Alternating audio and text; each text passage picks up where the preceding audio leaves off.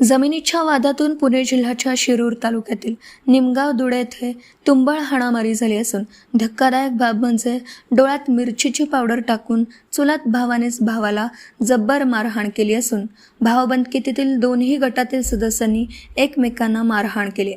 या धक्कादायक घटनेनंतर परिसरात खळबळ उडाली।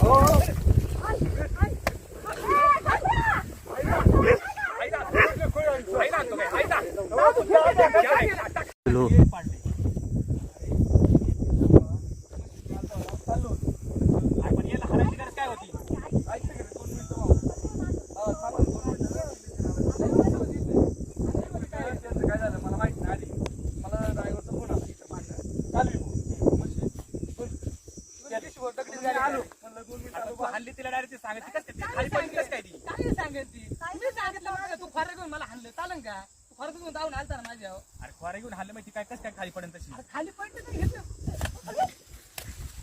अरे मिरची पावडर टाकली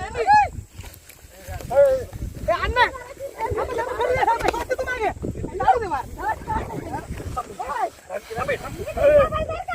दादा तू थांब